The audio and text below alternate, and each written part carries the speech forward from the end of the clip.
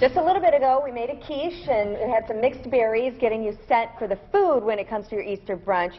These two wonderful designers are going to get your table and your home decorated for the big event on Sunday. Nichole Campbell from Petal Pusher, Jennie Sykes from Jennie Elizabeth Designs collaborated for this. Good morning, ladies. Good morning. You guys, I love when you put your minds together. Because look what we did. Fun with that. Yeah, and it starts at the top today. It does. We started by elevating the whole design a little bit this time. It's fun to do something up above the table, maximizes space if you're going to do a buffet and that sort of thing. So this we actually hung from the ceiling here, but in most homes where you're dining table, you've probably got a light fixture you can work off of. So this is just curly willow branches. You just want to add them in using a little decorative wire. Just be careful to keep them away from the light bulbs and anything that could get warm. And then Jennie actually did the flower part of this time, so she's going to tell us a little bit of that. I got my hot glue gun out for this, but Nichole actually informed me that there are very few true blue flowers that can be used fresh, so that's why florists and designers tend to go with silk flowers, and it's a little bit easier too. And you could keep it for next year. Exactly.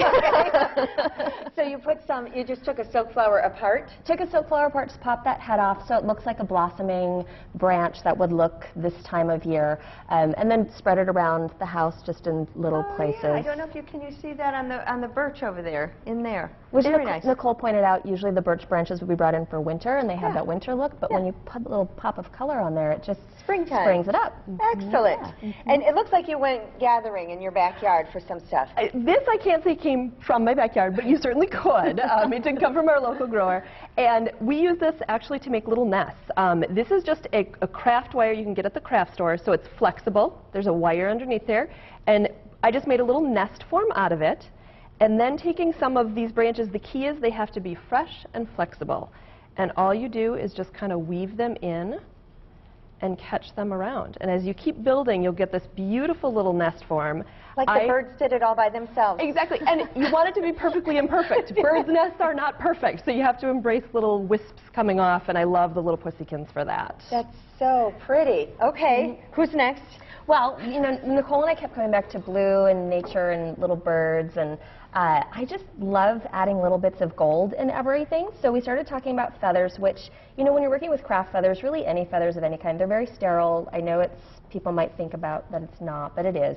And I just love this little modern twist on a very soft element of a feather, where you just take a little bit of gold paint and then hold it. Look for the ones that have the square on them. Okay. And just pull it across like that. And it's just another element that we added into here, a little bit of gold. And you have them on the table? I have them on setting? I have them on the table setting. I just thought it was a perfect little addition to that. And then, darling, carrying on with that gold, Nichole has always woven in, she's great at weaving in that gold bullion, and I think that that's such an easy element to work with as well. So when we have our fabulous Bellinis later on, we're going to drink them out of those beautiful glasses.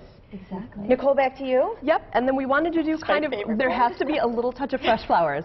Insistent on that. So we wanted to do Easter eggs. And Easter eggs, yeah. So we're using fresh flowers in a really unexpected way, and these are real hydrangea blossoms, a little spray adhesive, and they're just tacked onto the outside of a little plastic Easter egg. And if you're careful, they might be okay next year, too. Oh, absolutely. These dry really beautifully. They get kind of papery, and just store them someplace dark, cool, and they'll hold beautifully for next year. Wrap it all up for us, pretty. Jennie.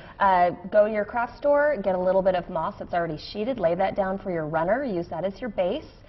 These are just paper mache eggs that I let my 10-year-old son paint with a little bit of just craft paint and gold. When you start putting in the blues, everything's just going to tie itself together, I think. Do a little gathering, get out your glue gun, get out your hydrangeas that you saved from last year, and go to town. Ladies, this looks beautiful. I put links so that you can find them if you want them to decorate for you at some event of yours later this year. You can find them by going to fox11online.com and clicking on Good Day Wisconsin. Pete?